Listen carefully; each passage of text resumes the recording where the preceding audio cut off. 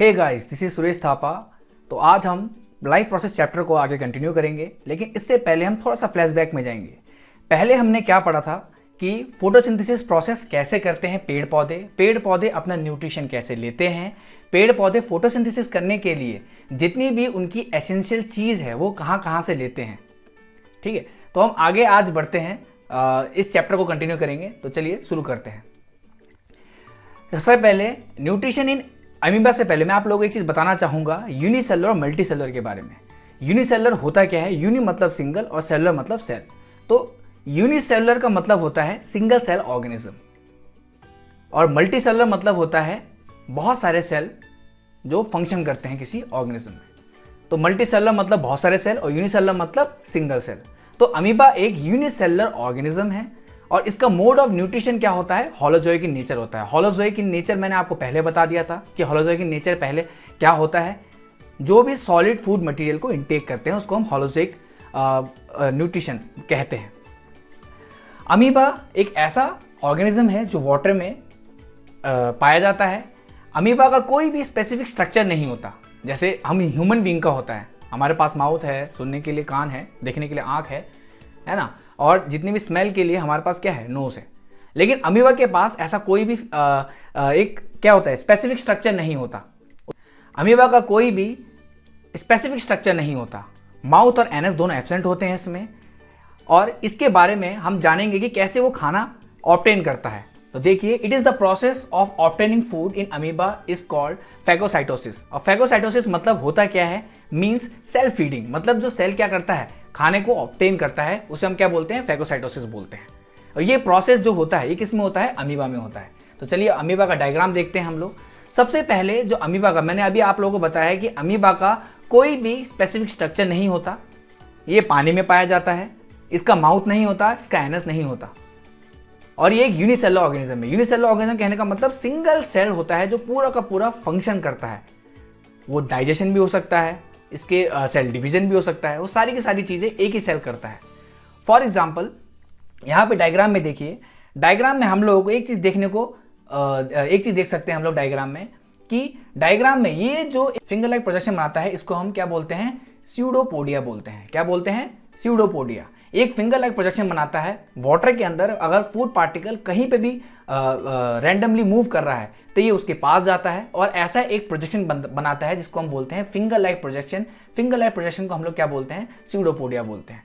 और ये finger like projection जैसी बनाता है खाने की तरफ, खाने को अपने अंदर क्या करता है? वो एक माउथ जैसा स्ट्रक्चर बनाता है और खाने को इनटेक करता है। और जब खाने को इनटेक करता है तो यहाँ पे एक क्या बनाता है? ये वैक्यूल बनाता है। क्या बनाता है? वैक्यूल। वैक्यूल एक खाली स्पेस होता है जहाँ पे अपने फूड मटेरियल को रखता है, और तब तक रखता है जब तक पूरा कंप्लीट डाइजेशन ना हो जाए। उसके बाद डिफ्यूजन प्रोसेस के थ्रू ये खाने को जो इसका फूड मटेरियल है जो इसके अंदर वैक्यूल के अंदर है, उसमें सारे के सारे इसके जितने भी एंजाइम्स होते हैं, क्या बोला मैंने? एंजाइम्स। ये जितने भी एंजाइम्स होते हैं ये सारे के सारे इसके ऊपर टूट पड़ते हैं, और एंजाइम्स कुछ इस प्रकार से होता है। आप लोग देख सकते हैं, मैं डायग्राम बना के दिखाता हूँ आप लोगों को। यहाँ पे फॉर एग्जाम्पल ये इसका न्यूक्लियस है, यहाँ पे इसका ये वैक्यूल है, और यहाँ पे कोई एक फूड मटेरियल है, ये फूड है। ठीक है, तो यहाँ पे जब ये सारे के सारे एंजाइम्स आते हैं तो सारे के सारे एंजाइम्स पहले आके इसके ऊपर क्या करते हैं? अपना एक्शन करना शुरू कर देते हैं। तो जैसे ही सारे के सारे एंजाइम्स यहाँ पे आते हैं, फिर इस वैक्यूल के पास आते हैं और इस फूड मटेरियल पे सारा का सारा अपना एंजाइम्स का जितनी भी केमिकल रिएक्शन है वो करना शुरू कर देते हैं। तो जैसे यहाँ पे ये सारी की सारी चीज़ें करते हैं, ठीक है, तो वहाँ पे ये खाना क्या हो जाता है? पूरी तरह डिसॉल्व हो जाता है। खाना जो होता है, अमीबा एक माउथ लाइक स्ट्रक्चर बनाता है जिसको हम स्यूडोपोडिया बोलते हैं। अब स्यूडोपोडिया जैसे ये माउथ लाइक स्ट्रक्चर मैंने आपको बोला, फूड पार्टिकल इसके अंदर जाता है और एक वैक्यूल बनाता है अमीबा। और जब ये वैक्यूल बनाता है अमीबा, तो वैक्यूल बनाने के बाद क्या होता है? वैक्यूल बनाने के बाद इसमें सारे के सारे एंजाइम्स क्या करते हैं? सारे के सारे एंजाइम्स क्या करते हैं? इसमें अपना एक्शन दिखाते हैं। अब यहाँ पे देखिए, आप ऊपर देखिए, यहाँ पे लिखा हुआ है diffusion of simple substance in cytoplasm. और साइटोप्लाज्म है क्या? Cytoplasm look like saliva. Cytoplasm कैसा होता है? स्लाइवा की तरह होता है, जो अमीबा की बॉडी के अंदर होता है। Digestion of food in the food vacuole. Undigested food और move to the surface of the cell. अब जैसे ये सारा का सारा डाइजेशन प्रोसेस के अंदर शुरू हो जाता है, उसके बाद आता है absorption process, movement of digested, उसके बाद assimilation, utilisation of food product, मतलब जितना भी खाने के अंदर जो जो इंपॉर्टेंट चीज़ें हैं जो अमीबा को चाहिए वो सारी की सारी चीज़ें यूटिलाइज करता है। उसके बाद आता है इजेशन। अब जैसा कि मैंने आप लोगों को बताया कि इजेशन के लिए इसके पास कोई स्पेसिफिक ऑर्गन नहीं होता जैसे एनिमल्स में होता है, ह्यूमन बींग्स में होता है, या फिर अदर एनिमल्स जैसे मोंकी हो गया, इन सब के पास होता है, लेकिन इनके पास नहीं होता अमीबा के पास। तो अमीबा क्या करता है, अमीबा का जितना भी ये स्ट्रक्चर है, स्ट्रक्चर में से इसका एक छोटा सा जो मेम्ब्रेन है इसको क्या करता है, ये ब्रेकआउट करता है और जितना भी यहाँ पे सारा का सारा फूड मटेरियल था वो सारा का सारा अनडाइजेस्टेड फूड मटेरियल वो क्या करता है, बाहर की तरफ इजेक्ट कर देता है। तो ये पूरा का पूरा प्रोसेस है कि अमीबा कैसे खाने को ऑब्टेन करता है। तो चलिए आगे बढ़ते हैं। इंजेशन मतलब क्या बताया था मैंने आप लोगों को, अभी बताया था कि amoeba ingest food by using pseudopodia and it make food vacuole and this food vacuole is considered as the temporary stomach of amoeba। जब ये खाने को एक फूड वैक्यूल बनाता है, मैंने आपको उससे पहले क्या बताया कि अमीबा जब कभी भी एक स्यूडोपोडिया बनाता है, माउथ लाइक स्ट्रक्चर बनाता है, फिंगर लाइक प्रोजेक्शन बनाता है, तो उसको हम स्यूडोपोडिया बोलते हैं। और ये इसका एक टेम्पररी स्टमक होता है, मतलब परमानेंट स्टमक नहीं है इसका। मैंने आप लोगों को ही बताया कि इसका कोई स्पेसिफिक स्ट्रक्चर नहीं होता, तो इसका कोई परमानेंट स्ट्रक्चर नहीं है। ये इसका क्या है, टेम्परेरी क्या है, स्टमक बनाता है, टेम्परेरी स्टमक बनाता है। जो वैक्यूल को बोल रहे हैं वो लोग एक टेम्परेरी स्टमक है। अभी इधर बना दिया इसने वैक्यूल लेफ्ट में, क्या पता वो बाद में राइट में बना दे स्टमक, तो वो टेम्परेरी होता है। नेक्स्ट प्रोसेस है digestion. The food is digested in the food vacuole by digestive enzymes and the food break down into small and soluble molecules by chemical reaction. अभी मैंने आप लोगों को बताया इससे पहले वाले में कि यहाँ पे अगर ये फूड वैक्यूल है तो फूड वैक्यूल में यहाँ पे फूड है, तो फूड में सारे के सारे एंजाइम्स, ये मैंने आप लोगों को बताया था क्या होते हैं, एंजाइम्स होते हैं। तो ये सारे के सारे एंजाइम्स अपना एक्शन करते हैं, और जब एक्शन करते हैं सारे के सारे एंजाइम्स, तो वहाँ पे वो फूड पार्टिकल को ब्रेक डाउन करते हैं स्मॉल और सॉल्युबल मॉलिक्यूल्स में। किसके द्वारा, एक केमिकल रिएक्शन के द्वारा।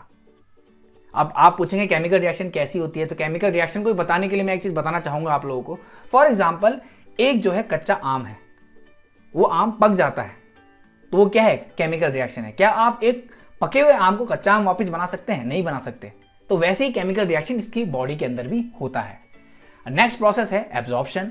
The digested food is absorb directly into the cytoplasm of amoeba bye diffusion and after the food absorption the food vacuole is disappeared. ठीक है, ये आप लोगों को जनरली समझ में ही आ गया होगा कि जैसे जैसे खाना वो डाइजेस्ट करता है, वो खाना पूरा का पूरा उसके साइटोप्लाज्म में क्या होता है, डिसॉल्व हो जाता है। अब ये साइटोप्लाज्म है क्या, आप लोगों को अगर समझ में ना आए तो यहाँ डायग्राम में दिखा सकता हूँ मैं आप लोगों को। ये पूरा का पूरा जो एक अमीबा का स्ट्रक्चर है, ये इसका न्यूक्लियस है, और इसके अगल बगल जितनी भी चीज़ें आप लोगों को दिखेंगी, ये जितनी भी चीज़ें आप लोगों को दिख रही हैं, सारी की सारी क्या है, साइटोप्लाज्म है। सारी की सारी चीज़ें क्या है, साइटोप्लाज्म। तो ये खाना जब फूड वैक्यूल में पूरी तरह डाइजेस्ट हो जाता है तो पूरी तरह साइटोप्लाज्म में डिसॉल्व हो जाता है। अब इसके बाद देखते हैं हम लोग क्या है, assimilation. The remaining part of the amoeba food is used to make the part of amoeba cell which leads to the growth of the amoeba. अब भाई जब हम खाना खाएंगे तो खाना खाने के बाद हमारी बॉडी में भी क्या होते हैं, कुछ ना कुछ चेंजेस आते हैं। ऐसे ही जब खाना पूरी तरह डाइजेस्ट हो जाता है अमीबा की बॉडी के अंदर, तो एसिमिलेशन प्रोसेस एक होता है जिसमें उसकी बॉडी भी क्या करती है, ग्रो करती है। उसके बाद है किसकी, इजेशन की। अब जब इजेशन प्रोसेस में क्या है, जो भी अनडाइजेस्टेड फूड है, जो फूड मटेरियल जो उसने एक वैक्यूल के अंदर रखा था, उसमें जो भी चीज़ उसको नहीं चाहिए वो सारा का सारा वो अपनी एक लेयर को ब्रेक करके क्या करता है, इजेक्ट कर देता है बाहर की तरफ। और ये जो बाहर उसने फेंका वेस्ट मटेरियल, इस वेस्ट मटेरियल में कोई भी ऐसी चीज़ नहीं है जो उसके काम आ सके, इसलिए उसने उसको क्या कर दिया, इजेक्ट कर दिया अपनी बॉडी से। तो चलिए न्यूट्रिशन इन मल्टीसेलुलर ऑर्गेनिज्म बोलते हैं। अब मल्टीसेलुलर ऑर्गेनिज्म को समझाने से पहले मैं आप लोगों को कुछ चीज़ समझाना चाहूँगा। मल्टीसेलुलर मतलब होता क्या है। अभी मैंने आप लोगों को बताया कि मल्टीसेलुलर मतलब होता है बहुत सारे सेल जो एक साथ काम करते हैं, और सब सेल्स का फंक्शन कैसा होता है, अलग अलग होता है। फॉर एग्जाम्पल हमारे ह्यूमन ब्रेन के जो सेल्स होते हैं उनके जो फंक्शन है वो अलग है। हमारी ह्यूमन आई, उनका फंक्शन अलग है। हमारा टंग, उनका फंक्शन क्या है, अलग है। नोज का फंक्शन भी अलग है। नोज किस लिए होती है? स्मेल के लिए। टंग किसके लिए होता है? टेस्ट के लिए। अब क्या हमारी आंखें टेस्ट करके बताएंगी? नहीं बता सकती, क्योंकि उनके अंदर वो सेल ही नहीं है। आंखों के अंदर जो सेल है वो किसके लिए है? सिर्फ विजुअलाइजेशन के लिए है। और हमारे टंग के अंदर जो सेल है वो किसके लिए है? सिर्फ टेस्ट के लिए। इसीलिए हम लोग एनिमल्स को मल्टी सेलुलर ऑर्गेनिज्म बोलते हैं, क्योंकि उनकी बॉडी में इतने सारे सेल्स होते हैं और सारे सेल्स का जो फंक्शन होता है वो कैसा होता है? बिल्कुल डिफरेंट होता है। तो चलिए शुरू करते हैं। डेफिनेशन से देखेंगे पहले हम लोग। A long tube running from mouth to anus, एक बहुत ही लंबी ट्यूब जो कि माउथ से एनस तक जाती है। ह्यूमन बीइंग में and other animals which is digestion and absorption of food take place, जहां पे डाइजेशन और एब्जॉर्प्शन टेक प्लेस होता है उसे हम क्या बोलते हैं? एलिमेंट्री कैनाल बोलते हैं। तो कोई भी ऐसी लॉन्ग ट्यूब जो माउथ से लेकर एनस तक जाती है, एनस तक होती है, उसको हम लोग क्या बोलते हैं? एलिमेंट्री कैनाल बोलते हैं। न्यूट्रिशन इन ह्यूमन बींग्स, अब ये न्यूट्रिशन इन ह्यूमन बींग्स के बारे में हम पढ़ेंगे और ये बहुत ही इंपॉर्टेंट टॉपिक है क्लास 10th के लिए। तो देखिए, the various organ of human digestive system, तो ह्यूमन डाइजेस्टिव सिस्टम के बहुत सारे वेरियस ऑर्गन होते हैं जो डाइजेशन के प्रोसेस में हेल्प करते हैं। सबसे पहले इसको मैंने सीक्वेंस वाइज अरेंज किया है ताकि आप लोगों को समझने में कोई दिक्कत ना हो। सबसे पहला आता है माउथ, दूसरा आता है इसोफेगस, तीसरा आता है स्टमक, चौथा स्मॉल इंटेस्टाइन, फिर पांचवा है लार्ज इंटेस्टाइन। अब इसमें हर एक पार्ट का अपना अपना फंक्शन है और हमारे बॉडी में बहुत सारे ग्लैंड्स भी पाए जाते हैं। अब ग्लैंड मतलब होता क्या है? ग्लैंड मतलब है एक डक्ट। अब डक्ट मतलब क्या होता है? एक थैली टाइप। ऐसे एक थैली होती है ना, थैली में से बहुत सारी चीजें निकलती हैं, ऐसी एक ग्लैंड होता है। तो इसको देखिए, the gland which are associated with the human digestive system, वो कौन कौन से ग्लैंड हैं? एक है सलाइवरी ग्लैंड, दूसरा है लिवर और तीसरा है पैंक्रियास। इनके बारे में हम आगे पढ़ेंगे। The mode of nutrition in human being is also holozoic in nature. अब होलोजोइक इन नेचर, अब अमीबा में भी देखा था आप लोगों ने कि द मोड ऑफ न्यूट्रिशन क्या था? होलोजोइक इन नेचर था। ऐसी the mode of nutrition in human being, ये भी क्या है? होलोजोइक इन नेचर है। तो होलोजोइक मतलब है क्या? जब हम सॉलिड जो फूड मटेरियल है वो इनटेक करते हैं उसको हम होलोजोइक न्यूट्रिशन कहते हैं। तो चलिए, अब डायग्राम के थ्रू मैं आप लोगों को बहुत सारी चीजें बताने वाला हूं, तो उन चीजों को ध्यान से समझना जरा और एक एक करके इन पार्ट्स को समझते चलेंगे ताकि आप लोगों के डाउट्स भी धीरे धीरे क्लियर हो जाए। तो सबसे पहली चीज, अभी मैंने आप लोगों को सीक्वेंस में बताया, सबसे पहली चीज क्या होती है? माउथ। हमारा जो डाइजेशन होता है वो माउथ से ही शुरू हो जाता है। अब माउथ में हमारे यहाँ पे एक और चीज मैं यहाँ पे दिखाऊंगा, टंग। टंग के नीचे क्या होते हैं? सलाइवरी ग्लैंड्स होते हैं जो कि क्या बनाते हैं? सलाइवा बनाते हैं। उसके बाद यहाँ पे देखिए आप लोग, यहाँ बहुत सारी चीजें दे रखी हैं, सारी की सारी चीजें समझने की जरूरत नहीं है। जो मेन चीजें वो समझिए बस। माउथ, माउथ के बाद टंग, टंग के बाद इसोफेगस, फिर लीवर, फिर gall bladder, stomach, pancreas, large intestine, small intestine, उसके बाद ड्यूडेनम। ये चीजें हैं जो आप लोगों को हेल्प करेंगी ह्यूमन डाइजेस्टिव सिस्टम को समझने के लिए। सबसे पहला प्रोसेस आता है ह्यूमन में इंजेक्शन। इंजेक्शन मतलब क्या है? इंजेक्शन मतलब आपने पहले ही पढ़ चुके हो आप लोग, बहुत बार पढ़ लिया आपने। The food is ingested through the mouth. The food is put into the mouth with the help of hand. The buccal cavity contain teeth, tongue and salivary glands. तो बक्कल कैविटी कहाँ पे होती है? तो यहाँ पे देखिए, ये वाला जो रीजन है, यहाँ पे आप लोगों को क्या मिल जाएगी? यहाँ पे आप लोगों को क्या मिल जाएगी चीजें? बक्कल कैविटी मिल जाएगी आपको। यहाँ पे ये वाली जो है वो क्या है? बक्कल कैविटी है। अब यहाँ पे जब कभी भी हम लोग खाने को उठाकर कहाँ तक ले गए? माउथ तक ले गए। उसके बाद हमने उसको च्यूइंग किया। च्यूइंग करने के बाद क्या होता है? हमारे यहाँ पे स्लाइवरी, ये यहाँ पे मैंने आपको बताया भी ग्लैंड होते हैं, ये स्लाइवरी ग्लैंड्स क्या रिलीज करता है? सिक्रीट करता है सलाइवा, सिक्रीट करता है। क्या सिक्रीट करता है? सलाइवा। जब सलाइवा सिक्रीट करता है, सलाइवा एक क्या होता है? एक फ्लूइड है एक तरीके से, और ये फ्लूइड कैसा होता है? स्लिपरी होता है, ठीक है ना। जनरली अगर हम बात करें तो थूक, तो ये कैसा होता है? स्लिपरी होता है। ये खाने जो हमारा टंग होता है, टंग खाने को जो फूड है वो उसको पूरी तरह मिक्सअप कर देता है सलाइवा के साथ, ताकि उसे घूटने में हमें कोई दिक्कत ना हो। तो यहाँ पे देखिए, अब इन्होंने क्या बोला है कि जो टीथ होता है, टीथ का भी एक अलग फंक्शन है। क्या फंक्शन है उसका? कि वो फूड पार्टिकल को, बड़े बड़े फूड पार्टिकल को स्मॉल पीसेस में क्या कर देता है? ग्रेन कर देता है, बहुत ही छोटा, मतलब पतला बना देता है उसको। और इसी को हम लोग क्या बोलते हैं? फिजिकल डाइजेशन बोलते हैं। मतलब फिजिकल तौर पे आप लोगों ने एक बड़े से पार्टिकल को छोटा छोटा कर दिया ताकि उसको क्या करने, डाइजेस्ट करने में आपको हेल्प मिले। तो जो हमारा तीत होता है वो फिजिकल डाइजेशन में हम लोगों को बहुत ज़्यादा हेल्प करता है। दूसरी चीज़ मैंने आप लोगों को क्या बताई, सलाइवरी ग्लैंड्स के बारे में। तो सलाइवरी ग्लैंड्स प्रोड्यूस सलाइवा, ये मैं आपको बता चुका हूँ। Saliva is a watery liquid so it wet the food in our mouth. मैं आपको बता चुका हूँ कि ये खाने को पूरी तरह कैसा कर देता है, एकदम स्लिपरी बना देता है, ताकि इसको आप लोगों को घूटने में कोई भी दिक्कत ना हो।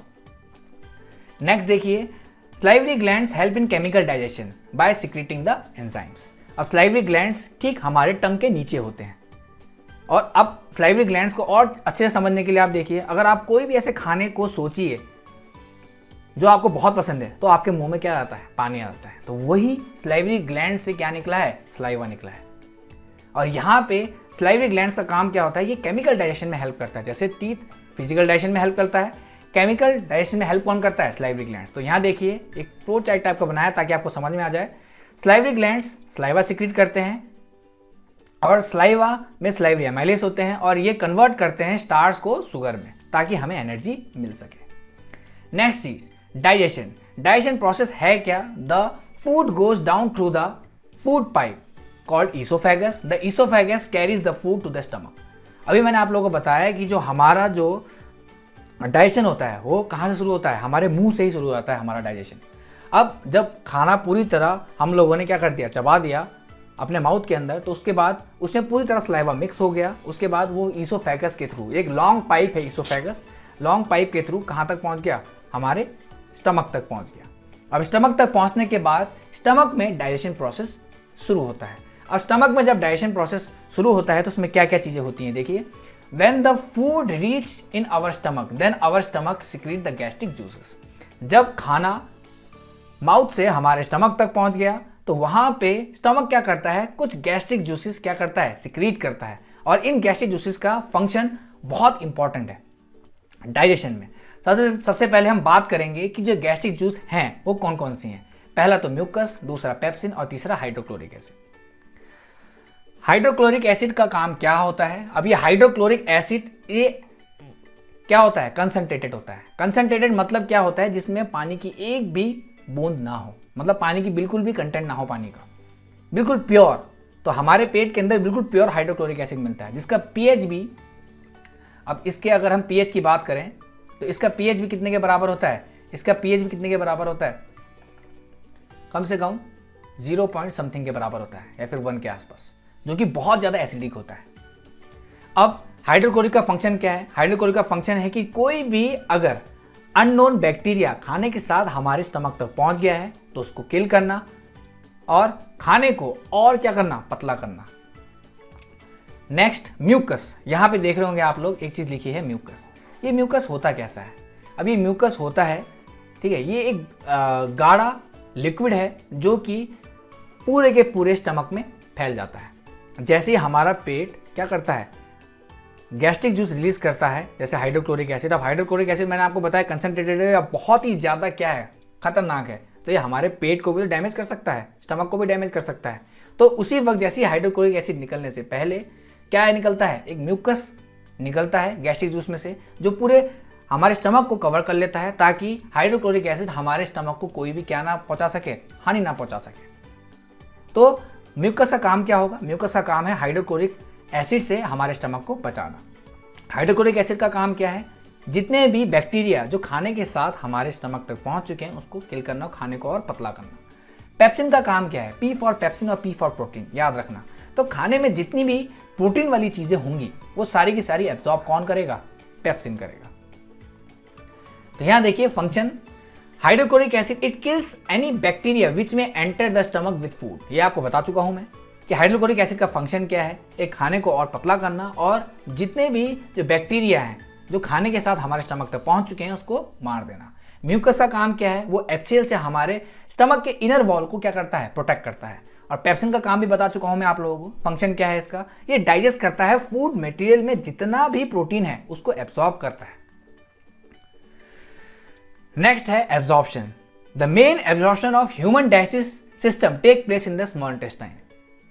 जब एब्जॉर्प्शन की बात होती है तो जो भी चीज, अब देखिए खाना कहाँ था, हमारे माउथ में था, माउथ से ईसोफेगस से कहाँ चला गया, स्टमक तक गया, स्टमक के बाद वो कहाँ जाएगा, स्मॉल इंटेस्टाइन में जाएगा। देखिए ये है माउथ, माउथ से खाना कहाँ गया, ईसोफेगस के थ्रू हमारे स्टमक में। अब स्टमक से कहाँ जाएगा, स्मॉल इंटेस्टाइन में, फिर स्मॉल इंटेस्टाइन से कहाँ जाएगा, ये लार्ज इंटेस्टाइन में। तो एब्जॉर्प्शन का मतलब होता क्या है, the main absorption of human digestive system take place in the small intestine. मतलब जितनी भी चीज़ें जो हमारा स्टमक एब्जॉर्ब नहीं कर पाया, अब वो सारी की सारी चीज़ें एब्जॉर्ब होंगी कहाँ पे, स्मॉल इंटेस्टाइन में।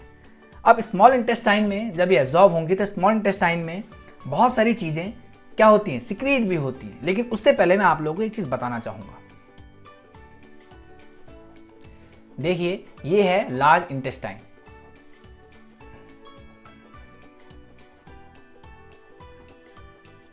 ये है एक लार्ज इंटेस्टाइन। अब इस लार्ज इंटेस्टाइन में ही इसी के अंदर यहाँ पे होते हैं स्मॉल इंटेस्टाइन, ये है स्मॉल इंटेस्टाइन। ये सारे के सारे जो मैं अंदर बना रहा हूँ आप लोगों को दिखाने के लिए, ये सारे के सारे स्मॉल इंटेस्टाइन है।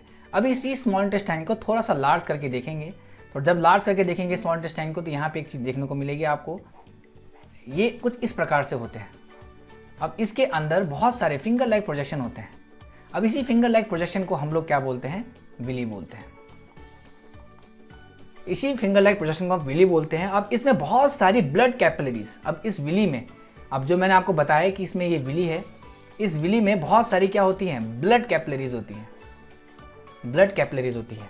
और ये ब्लड कैपिलरीज क्या करती हैं, स्मॉल इंटेस्टाइन में जितना भी पोर्शन या जितना भी प्रोटीन, फैट, विटामिन, मिनरल्स, जितनी भी चीज़ें हैं जो हमारा स्टमक एब्जॉर्ब नहीं कर पाया, उसको एब्जॉर्ब कर कर back to the body, cells के थ्रू पूरी बॉडी में वापस क्या कर देता है, भेज देता है। अब स्मॉल इंटेस्टाइन में और एक चीज़ है, स्मॉल इंटेस्टाइन में क्या है, small intestine receive the secretion of 2 gland. अब यहाँ पे 2 ग्लैंड चीज़ें सिक्रीट करते हैं, जूस सिक्रीट करते हैं, जिसको हम बोलते हैं लिवर और पैंक्रियास। तो लिवर सिक्रीट क्या करता है, बाइल जूस करता है, और पैंक्रियास सिक्रीट करता है पैंक्रियाटिक जूस। और इन दोनों का फंक्शन बहुत इंपॉर्टेंट है ह्यूमन डाइजेस्टिव सिस्टम में। तो देखिए फंक्शन ऑफ बाइल, तो फंक्शन ऑफ बाइल होता क्या है, make the acidic food coming from stomach alkaline. तो अब देखिए मैंने आप लोगों को पहले ही बताया था कि हमारे स्टमक में HCl रिलीज होती है, सिक्रीट होती है, और सिक्रीट होने के बाद वो पूरा का पूरा फूड मटेरियल एसिडिक हो जाता है। अब जब वो स्मॉल इंटेस्टाइन में जाएगा तो वो एसिडिक फूड हमारे स्मॉल इंटेस्टाइन को क्या कर सकता है, हार्म कर सकता है। तो इसमें क्या काम करता है, ये बाइल बहुत ही इंपॉर्टेंट काम करता है। बी फॉर बाइल, और बी से याद रखना क्या, बेस। जब कभी भी अगर एसिड प्लस बेस क्या करते हैं, आपस में रिएक्ट करते हैं, तो वो चीज़ें न्यूट्रल कर देते हैं। क्या कर देते हैं, न्यूट्रल कर देते हैं, वो चीज़ें न्यूट्रल कर देते हैं। जब कभी भी एसिड और बेस आपस में रिएक्ट होते हैं तो वो चीज़ क्या कर देते हैं, न्यूट्रल कर देते हैं। तो अब देखिए स्टमक में, अब स्टमक में क्या हुआ, फॉर एग्जाम्पल ये हमारा स्टमक है, ये हमारा स्टमक है, और यहाँ पे ये लार्ज इंटेस्टाइन है, और यहाँ पे ये लार्ज इंटेस्टाइन है, लार्ज इंटेस्टाइन के यहाँ पे स्मॉल इंटेस्टाइन है। तो स्टमक में यहाँ पे जितना भी खाना है वो सारा का सारा कैसा है, एसिडिक है, और सारा का सारा खाना कैसा है, एसिडिक। और यहाँ पे सारा का सारा खाना एसिडिक है।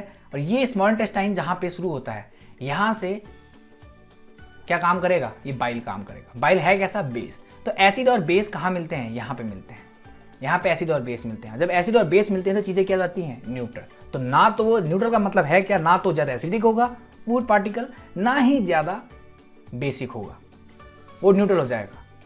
तो बाइल का फंक्शन क्या है कि जितना भी एसिडिक खाना हमारे स्टमक से स्मॉल इंटेस्टाइन तक जाएगा उसको एल्कलाइन करना। एल्कलाइन मतलब बेस ही होता है।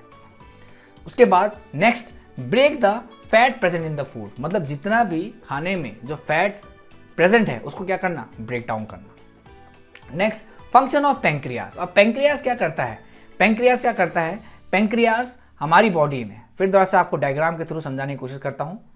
देखिए ये हमारा स्टमक है और स्मॉल इंटेस्टाइन है।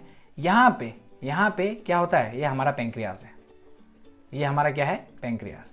ये क्या है, आपका स्टमक है, ये क्या है, आपका पैंक्रियास।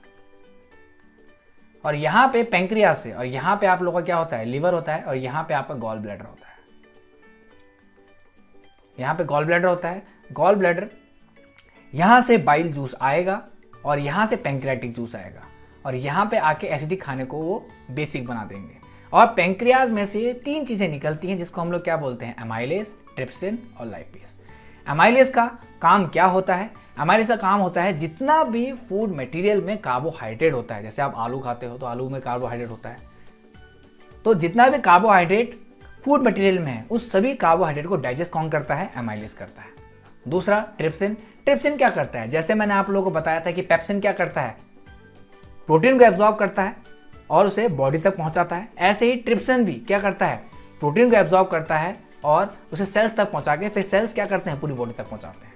लाइपेज क्या करता है? Lipase digested the fat present in the food particle, जैसे कि बाइल कर रहा था। फॉर एग्जाम्पल इसी में और इन्होंने क्या बोला है, आखिरी process egestion, the removal of the undigested food is called egestion. अब ये इजेशन जो प्रोसेस होता है, इजेशन प्रोसेस होता कहाँ है? तो ये इजेशन प्रोसेस होता है थ्रू द एनस, ठीक है। उसके बाद इन्होंने क्या बोला है कि लार्ज इंटेस्टाइन, लार्ज इंटेस्टाइन का भी फंक्शन हम लोगों को पढ़ना बहुत इंपॉर्टेंट है। जब स्मॉल इंटेस्टाइन में मैंने आप लोगों को बताया कि जितना खाना पेट में एब्जॉर्ब हुआ और वो अगर बच गया, उस खाने में कुछ चीज़ें बच गई जो पेट एब्जॉर्ब नहीं कर पाया, हमारा स्टमक जो है उसको एब्जॉर्ब नहीं कर पाया, तो वो स्मॉल इंटेस्टाइन में जाता है।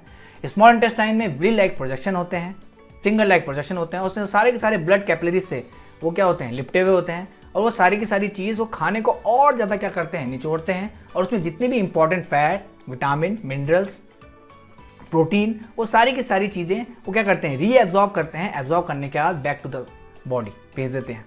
उसके बाद सिर्फ बचता है क्या, वेस्ट मटेरियल। अब वो वेस्ट मटेरियल जाता कहाँ है, लार्ज इंटेस्टाइन में। अब जब वो लार्ज इंटेस्टाइन में वो सारा का सारा वेस्ट मटेरियल जाता है, देखिए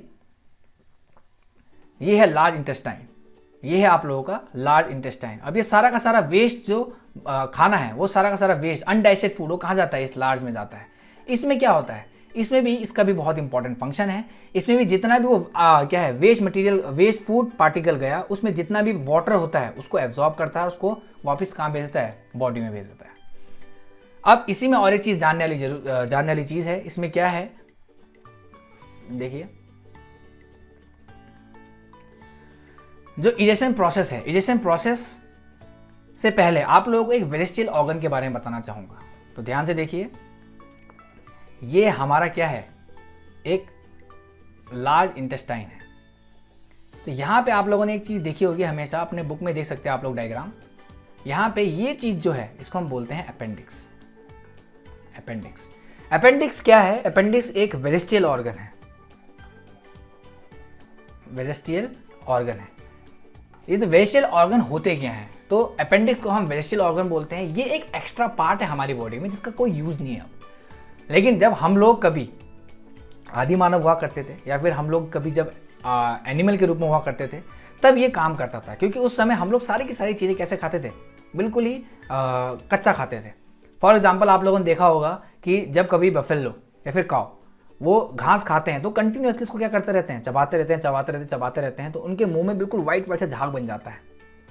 तो वो क्या होता है, पेड़ पौधों में एक सेलुलोज पाया जाता है जिसे पचाना बहुत मुश्किल होता है, और यही जो अपेंडिक्स है ये सेलुलोज को पचाने में हेल्प करता है। ये एनिमल में आज ही प्रेजेंट है और उसमें काम करता है, लेकिन हमारी बॉडी में इसका अब कोई काम नहीं है। तो मैं आपको ये बताना चाह रहा था वेस्टिजियल ऑर्गन के बारे में। तो चलिए देखिए,